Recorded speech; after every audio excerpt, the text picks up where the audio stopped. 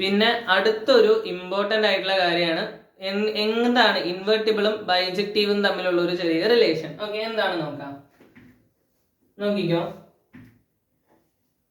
അതായത് ഇമ്പോർട്ടൻ്റ് ആയിട്ടുള്ള കാര്യമാണ്, ഒരു ഫംഗ്ഷൻ ഇൻവെർട്ടിബിൾ ആണെന്ന് കാണിക്കണമെങ്കിൽ അത് എന്തായിരിക്കണം, ബൈജക്റ്റീവ് ആയിരിക്കണം. ഓക്കെ, ഒരു ഫംഗ്ഷൻ ഇൻവെർട്ടിബിൾ ആണെന്ന് കാണിക്കണമെങ്കിൽ ഒരു ഫംഗ്ഷൻ എപ്പോഴാണ് ഇൻവെർട്ടിബിൾ ആകുക, ഒരു ഫംഗ്ഷൻ ഇൻവെർട്ടിബിൾ ആണെന്ന് പറയണമെങ്കിൽ അത് എന്തായിരിക്കണം, ബൈജക്റ്റീവ് ആയിരിക്കണം. എന്തായിരിക്കണം, ബൈജക്റ്റീവ് ആയിരിക്കണം. Okay, if and only if bijective അല്ലേ. ഒരു ഫംഗ്ഷൻ ഇൻവെർട്ടിബിൾ ആണെന്ന് പറയണമെങ്കിൽ അത് എന്തായിരിക്കണം, ബൈജക്റ്റീവ് ആയിരിക്കണം. എന്നാലേ നമുക്ക് ആ ഫംഗ്ഷൻ എന്തെന്ന് പറയാൻ പറ്റുള്ളൂ, ബൈജക്റ്റീവ് ആണെന്ന് ഇൻവെർട്ടിബിൾ ആണെന്ന് പറയാൻ പറ്റുള്ളൂ. ഓക്കെ, സോ എന്താണ് ബൈജക്റ്റീവ്, എന്താണ് ബൈജക്റ്റീവ് എന്ന് പറഞ്ഞാൽ ഒരു ഫംഗ്ഷൻ എന്തായിരിക്കണം, ബൈജക്റ്റീവ് എന്ന് പറഞ്ഞാൽ എന്താണ്, ഒരു ഫംഗ്ഷൻ 1 1 ഓൺ 2 ആണെങ്കിൽ ആ ഫംഗ്ഷൻ എന്തായി, ബൈജക്റ്റീവ് ആയി. ഒരു ഫംഗ്ഷൻ 1 1 ഓൺ 2 ആണെങ്കിൽ ആ ഫംഗ്ഷൻ എന്തായി, ബൈജക്റ്റീവ് ആയി. ഓക്കെ, അതായത് നോക്ക്, ഇപ്പൊ നോക്ക്, ഒരു ഫംഗ്ഷൻ എന്താണ് 1 1 ഓൺ 2 ആണെങ്കിൽ അത് എന്തായി, ബൈജക്റ്റീവ് ആയി. ഓക്കെ, ഒരു ഫംഗ്ഷൻ 1 1 ഓൺ 2 ആണെങ്കിൽ അത് എന്തായി, ബൈജക്റ്റീവ് ആയി. ഇനി ബൈജക്റ്റീവ് ആയ ഫംഗ്ഷൻ ഓട്ടോമാറ്റിക്കലി എന്തും കൂടി ആയിരിക്കും, ഇൻവെർട്ടിബിളും കൂടി ആയിരിക്കും. എന്തായിരിക്കും, ഇൻവെർട്ടിബിളും കൂടി ആയിരിക്കും. അതായത് നമുക്ക് തിരിച്ചിടാനും പറ്റും. ഓക്കെ, ഇനി നമുക്ക് എന്താണ് ഒരു 1 1 ഫംഗ്ഷൻ എന്ന് നോക്കാം. ഓക്കെ, എന്താണ് ഒരു 1 1 ഫംഗ്ഷൻ എന്ന് നോക്കാം.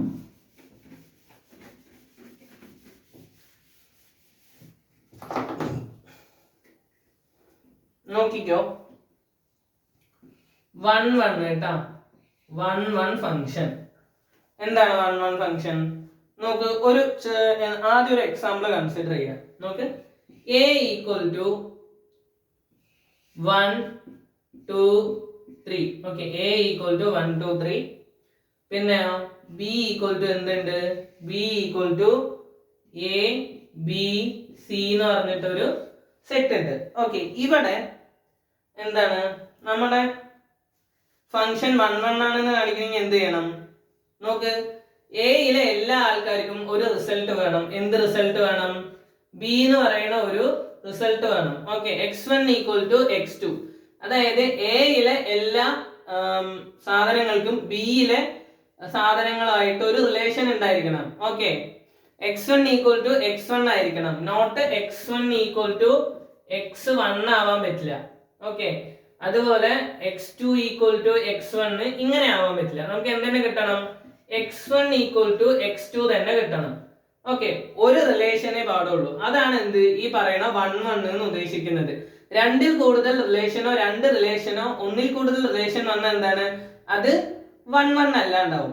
ഒന്നിൽ കൂടുതൽ റിലേഷൻ അല്ലെങ്കിൽ ഒന്നിൽ കൂടുതൽ റിസൾട്ട് കിട്ടിക്കഴിഞ്ഞാൽ അത് എന്താവും, 1 1 അല്ലാണ്ടാവും. നമുക്ക് എന്ത് വേണം, എ എന്ന് പറയുന്ന സെറ്റില് ബിയിലേക്ക് എന്ത് വേണം, ഒരു റിലേഷൻ, എല്ലാ എലമെന്റ്സിനും ഒരു റിസൾട്ട്, എല്ലാ എലമെന്റ്സിനും ഒരു റിലേഷൻ, ഒരു റിസൾട്ട്, ഒരു റേഞ്ച് വേണം. ഓക്കെ, ഡൊമൈൻ എന്തായിരിക്കണം, ഡൊമൈനിലെ എല്ലാ എലമെന്റ്സിനും റേഞ്ചിലെ ഒരു എലമെന്റ് റിസൾട്ട് ആയിട്ട് വേണം. ഓക്കെ,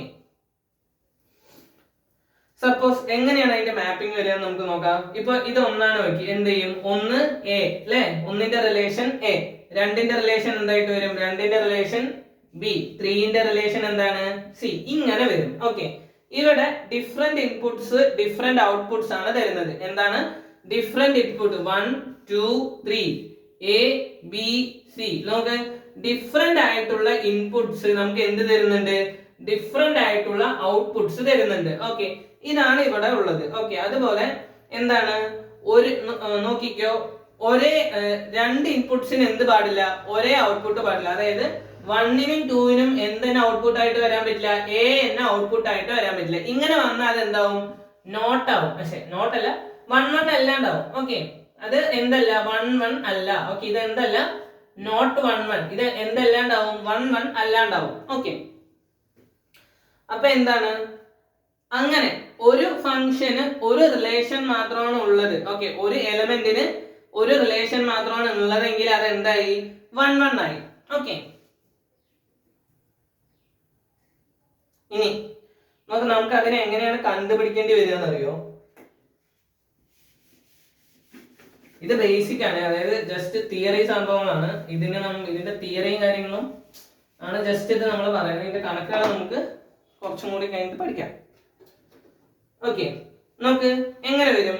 അതായത് നോക്കിക്കോ, a tends to b എന്നാണ് നമ്മുടെ ഫംഗ്ഷൻ a tends to, അല്ലെങ്കിൽ നമ്മുടെ relation a tends to b ആണ് വെക്കി. ഓക്കെ, അത് 1 1 ആണെങ്കിൽ എന്ത് ചെയ്യണം? 1 1 ആണെങ്കിൽ നമുക്ക് എന്താ ചെയ്യേണ്ടത്? f of x1 equal to എന്ത് വരും? f of x1 equal to f of x2 എന്ന് വരും. ഇങ്ങനെ വരുമ്പോഴാണ് അത് എന്താവുന്നത്? 1 1 ആകുന്നത്. Okay,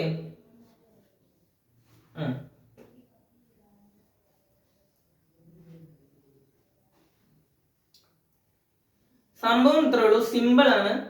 different input, okay, different input കൊടുത്തു കഴിഞ്ഞാൽ എന്ത് വരാൻ പറ്റില്ല? സെയിം ആയിട്ടുള്ള ഔട്ട്പുട്ട് വരാൻ പറ്റില്ല. ഓക്കെ, ഡിഫറെന്റ് ഇൻപുട്ട് കൊടുത്തു കഴിഞ്ഞാൽ എന്ത് വരാൻ പറ്റില്ല?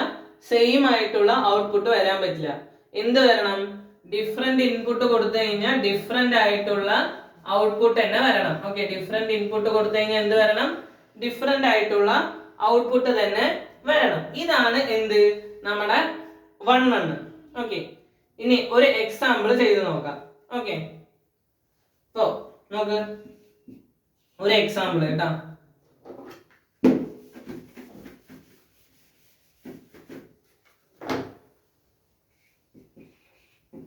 എക്സാമ്പിൾ നോക്കണേ. അതായത് എന്താണ്? ഒരു ഫംഗ്ഷൻ കൺസിഡർ ചെയ്യുക. f of x equal to 4x plus 3 എന്ന് പറഞ്ഞ ഒരു ഫംഗ്ഷൻ കണ്ടുപിടിക്കാം. നമുക്ക് എന്ത് ചെയ്യണം? ഇതിനെ 1 1 ആണെന്ന് പ്രൂവ് ചെയ്യണം. എന്തെന്ന് പ്രൂവ് ചെയ്യണം? 1 1 ആണെന്ന് പ്രൂവ് ചെയ്യണം. ഓക്കെ, അങ്ങനെയാണെങ്കിൽ എന്ത് ചെയ്യണം? നമുക്കിതിനെ എങ്ങനെ നമുക്കിത് കയ്യിൽ കിട്ടണം? അതായത് f of x1 equal to f of x2 എന്ന ഫോമിൽ കിട്ടണം. ഇല്ലെങ്കിൽ അവസാനം x1 equal to x2 ആക്കി നമുക്ക് ഇതിനെ എഴുതാൻ പറ്റണം. ഇങ്ങനെ എഴുതാൻ പറ്റിക്കഴിഞ്ഞാൽ എന്തായി? ഈ സാധനം 1 1 ആയി. ഓക്കെ, അപ്പൊ നോക്ക്, നമുക്ക് ആദ്യം എന്ത് ചെയ്താ? ഈ x ഉള്ളവിടെ നമുക്ക് എന്താ കണ്ടത്? f of x1 equal to x2 ആണ് ചെയ്യേണ്ടത്. ഇതിന്റെ അർത്ഥം എന്താണ്? f of x1 എന്ന് പറഞ്ഞാൽ എന്താണ്? ഈ ഫംഗ്ഷനില് x-ന്റെ അവിടെ നമ്മൾ എന്ത് എഴുതും? x1 എന്ന് എഴുതും. ഇനി x2 എന്ന് പറഞ്ഞ അർത്ഥം എന്താണ്? x-ന്റെ അവിടെ നമ്മൾ എന്ത് എഴുതണം? x2 എന്ന് എഴുതണം. ഓക്കെ, അത് മറക്കാതിരിക്കാം. അപ്പൊ എന്ത് എഴുതും? f of x1 എന്ന് പറയുമ്പോൾ 4x1 plus 3 equal to 4x2 plus 3 എന്നാവും. ഓക്കെ, ഇപ്പൊ നമുക്ക് എന്താ കണ്ടുപിടിക്കേണ്ടത്? x1 equal to x2 ആണ് കണ്ടുപിടിക്കേണ്ടത്. ഓക്കെ, സംഭവം എന്താണ്? ഈ രണ്ട് സാധനത്തെയും നമുക്ക് ഒറ്റപ്പെടുത്തണം. എന്ത് ചെയ്യണം? ഒറ്റപ്പെടുത്തണം. ഓക്കെ, അപ്പൊ നോക്കിക്കോ, ആദ്യം നമ്മൾ ഇതിനെ എങ്ങനെ ഒറ്റപ്പെടുത്തുക? ഈ പറയുന്ന 3 ഇല്ലേ, ആദ്യം അഡീഷനോ മൈനസോ എന്തെങ്കിലും അടുത്ത് ഉണ്ടാ നോക്കുക. ഈ +3 അല്ലെങ്കിൽ മൈനസ് എന്തെങ്കിലും കണ്ടെങ്കിൽ നേരെ അങ്ങോട്ട് എടുത്ത് കൊണ്ടുപോകുക, ഈക്വൽ ടുവിന്റെ അപ്പുറത്തേക്ക് കൊണ്ടുപോകുക. ഇത് ഈക്വൽ ടുവിന്റെ അപ്പുറത്തേക്ക് പോകുമ്പോൾ എന്താവും? -3 ആവും. എന്താവും? -3 ആവും. അപ്പൊ നോക്ക്, 4x1 equal to 4x2 plus 3 -3 എന്ന് വരും. ഈ +3 -3 എന്ത് ചെയ്യും? ക്യാൻസൽ ആയി പോകും അല്ലെ? ഇനി ലാസ്റ്റ് എന്ത് വരും? 4x1 equal to 4x2 എന്ന് നമുക്ക് കിട്ടും അല്ലെ? നമ്മൾ നേരത്തെ പറഞ്ഞു എന്താ കണ്ടുപിടിക്കേണ്ടത്?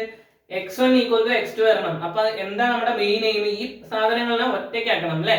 അപ്പൊ എന്ത് ചെയ്യും? നോക്ക്, ഇവിടെ ആരുണ്ട്? കൂടെ ആരുണ്ട്? ഒരു മൾട്ടിപ്ലിക്കേഷൻ ഉണ്ട് അല്ലെ? ആരാണ് മൾട്ടിപ്ലിക്കേഷൻ? 4. നോക്ക്, 4x1 എന്ന് പറഞ്ഞാൽ എന്താ അർത്ഥം? 4 into x1 ആണ്. ഓക്കെ, 4x1 എന്ന് പറഞ്ഞാൽ എന്താ അർത്ഥം? 4 into x1 ആണ്. ഓക്കെ, അപ്പൊ ഈ മൾട്ടിപ്ലിക്കേഷൻ ഡിവിഷൻ ആയി മറ്റേ ഈക്വൽ ടുവിന്റെ അപ്പുറത്ത് പോയാൽ എന്താവും?